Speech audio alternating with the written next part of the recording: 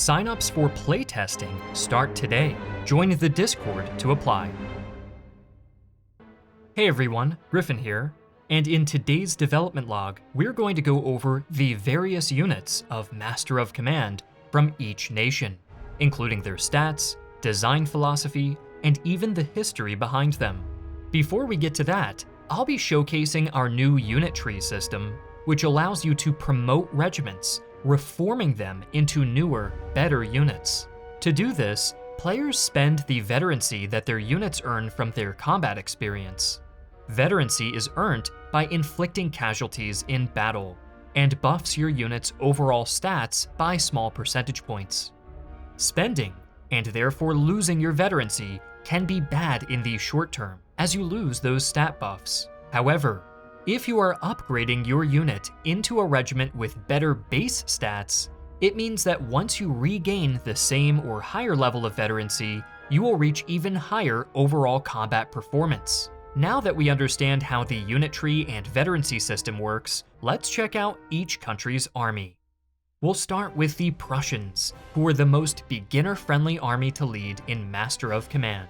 They're focused on quick maneuvers and fast reload drill. What you're seeing here is their main unit tree, and every unit has an amount of veterancy cost you need to spend in order to promote into it. Many of these upgrade numbers are still being balanced, so expect them to be different by the time of release. Every Prussian soldier starts as a cantonist recruit. These recruits are one of the most competent compared to other nations, and can be molded into practically any type of unit. For example, he can become a provincial cavalryman and go down the various cavalry options. Prussian cavalry at this time was competent, but not what they were known for, and therefore their stats are fairly average. The second option for the cantonist is to become Frei or free infantry. Historically, Frei infantry regiments were raised between 1756 and 1758, and were less drilled than the conventional Prussian infantry, but they excelled as light troops.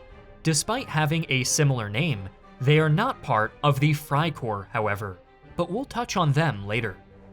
The third option for the Prussian recruit is the standard musketeer. As aforementioned, Prussian infantry excels in its speed and efficiency, and going down this line can lead to the veteran musketeers and then a unique unit, the Prussian Life Guards. Prussian Life Guards are, overall, one of the best generalist infantry units in the game. On the other hand, we have the Prussian Grenadiers, who are a heavier alternative to the veteran musketeers. Like all other nations, they excel in shock tactics, charging, and melee.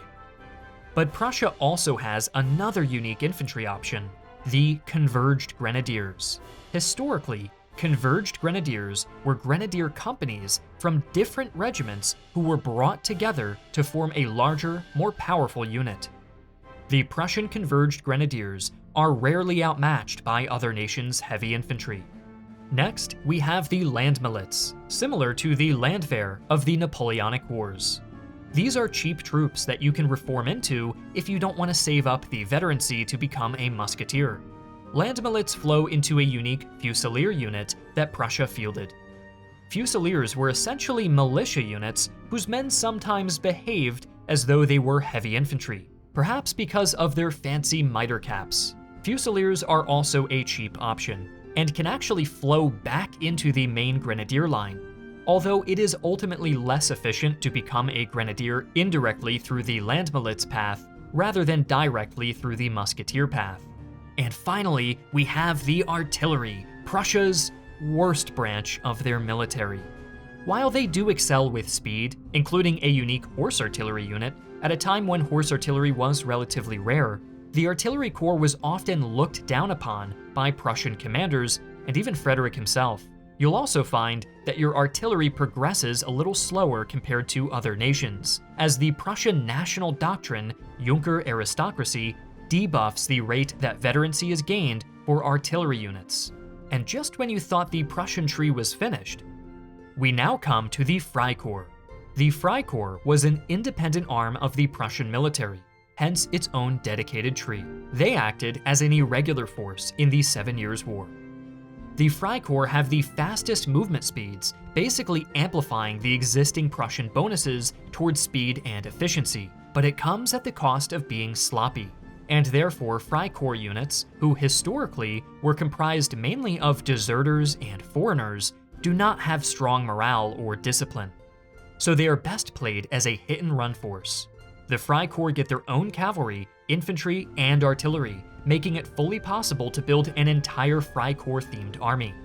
Their musketeers and grenadiers are really fun to customize because changing their facing color also changes their vest, hat, and even their trousers.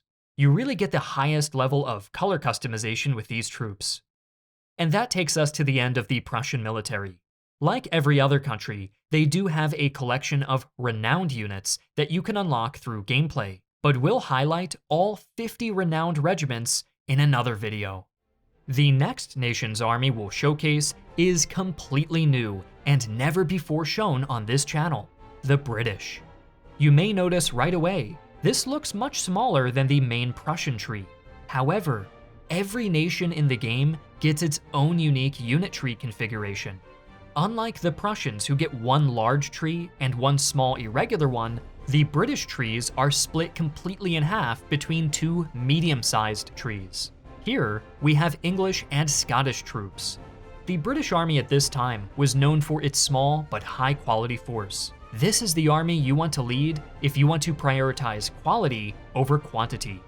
Their troops specialize in accuracy and firepower, but don't quite benefit from quick movement and efficiency like the Prussians do. Additionally, the British cavalry was not especially good compared to other armies at this time, but you do get access to the unique light dragoons, who have fairly decent range accuracy for a mounted unit. British recruits can also be turned into Highland troops, who specialize more in charge damage than the typical English soldier focused on accuracy. You can notice little roses on the British veteran's cocked hat, which is a reference to the Minden roses.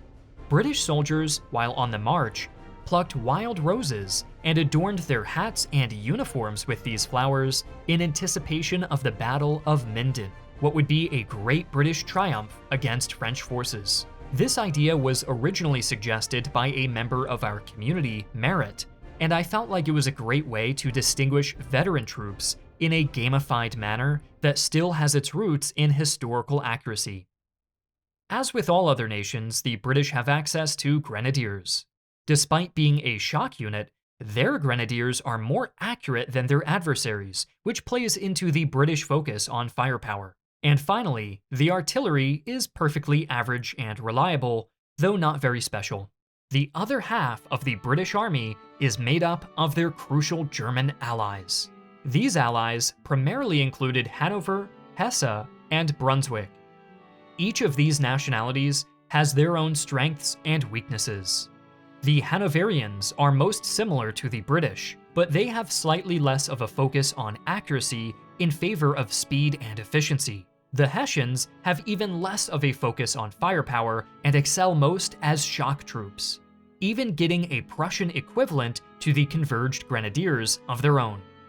We then have the Brunswickers, who are one of the cheapest regular infantry options Britain has access to. They are mostly inferior to their Hanoverian and Hessian counterparts, but they do have a fairly exceptional melee and charge stat. And if they don't end up working for you, you can always transform them into a light Jaeger unit. A common misconception is that during this time, the German states aligned with the British Empire were mercenaries, troops fighting for the highest bidder. But this is not the case. At this time, German troops fighting for the British Crown were referred to as Subsidientruppen, or subsidy troops. You can learn more about this on Dr. Alex Burns' blog called Kabinettskrieg, along with other great information about the 7 Years' War. These troops were professional soldiers, not mercenaries, and part of a national army, not freelancers. Their participation in the war was influenced by British subsidies, but besides that, the states of Hanover, Hesse, Brunswick, and Schaumburg-Lippe had either diplomatic or dynastic ties to the British Crown. The two cavalry options for Britain's German tree include a lighter Hanoverian cavalry and a heavier Hessian cavalry. And on the far end of this tree, they have standard German artillery units. We recently added a system in which flag generation is done specifically based on the type of unit recruited. So you'll notice that the random flag designs and facings fit with the conventions of that regiment's nationality. And now, let's move on to the Austrians. Their units are broken into 3 distinct trees, and we'll start with the Crownland tree, which features mostly German units. The Crownland recruit has 4 potential paths. Instead of provincial cavalry, they have chevaux légers, who can be reformed into dragoons. A cool historical detail here is that the vast majority of chevaux légers regiments in the Austrian army would eventually be converted into dragoon and cuirassier regiments. So this is something that can be mimicked while building an Austrian cavalry force. Austria also has access to horse grenadiers, and generally this nation boasts very competent cavalry. However, its fusiliers are one of the more vanilla units in the game, not excelling in any particular direction and being quite average but reliable. Next are the Jaegers, who are a plain and simple light infantry option. And finally, we have the Austrian Artillery Corps. Like most nations, they start with a reserve artillery option, flowing into standard field artillery, but then they can be turned into either 2 unique units: veteran field artillery or Dutch field artillery. Austria was in control of much of modern-day Belgium at this time, which they called the Austrian Netherlands, which even had their own infantry and artillery regiments. Austrian artillery during the 7 Years' War was renowned as the best in Europe. Josef Wenzel von Liechtenstein was responsible for much of this. He introduced a new artillery system in 1750, standardizing field guns, light guns, and heavy guns. This overall makes Austria a nation that excels primarily in its support arms, the cavalry and artillery. But they also have excellent light infantry and heavy infantry in the form of Grenzers and Hungarians, making them extremely versatile. Jumping over to the Grenzer tree, we can see that we first have some standard cavalry units, including the first light cavalry that we've seen for Austria, Hussars. On the other end of the tree, we have the Grenzer Fusiliers, a sort of hybrid unit between light infantry and regular infantry. They can flow into 2 directions, either to a unique unit, the Grenzer Sharpshooters, the most accurate light infantry in the game, or Grenzer Grenadiers. Overall, the Grenzer tree is great for Austrian players who want to build out a division or 2 with excellent light troops. Grenzers are missing an artillery wing, however, so you will still need to rely on the German tree for cannons. Finally, we have the third tree, the Hungarians. The Hungarian tree is the smallest one we've shown so far, but there's no fluff in their roster. Hungarian Hussars are excellent and can even be turned into a unique veteran Hussar unit. Hungarian Fusiliers have very good charging capabilities, and Hungarian Grenadiers are one of the best in the game for their shock damage. Overall, every Austrian tree has its own distinct role, and you'll find few redundant units within each tree. Next, we have another completely new nation that has yet to be shown off, the Kingdom of France. The French army, once Europe's largest and most formidable, was a shadow of its former self by the time of the 7 Years' War. Unqualified officers, century-old logistics, and crippling national debt hampered its effectiveness. However, what France lacks in quality is made up in quantity.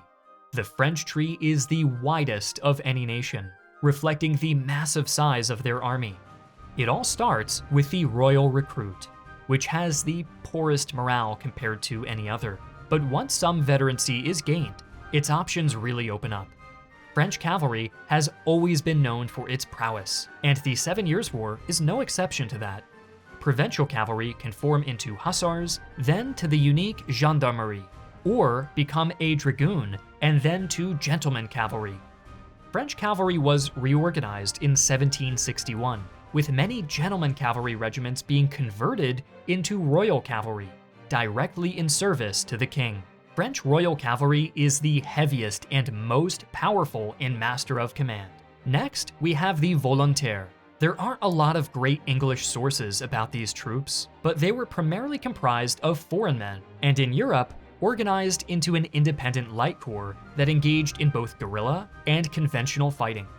it has its own cavalry wing too, who are a cheaper alternative to the heavier conventional French cavalry. The volontaires can also be promoted into chasseurs, a decent light infantry option for the French. Royal Grenadiers are also a very cheap option for promotion, only costing 3 veterancy instead of 4. Royal Grenadiers remind me of Germany's 1942 military reform, in which all infantry regiments were given the title Grenadier simply for morale purposes. The Royal Grenadiers, and even Prussia's Fusiliers, are similar in that they were quickly raised troops given a fancy title despite inferior training.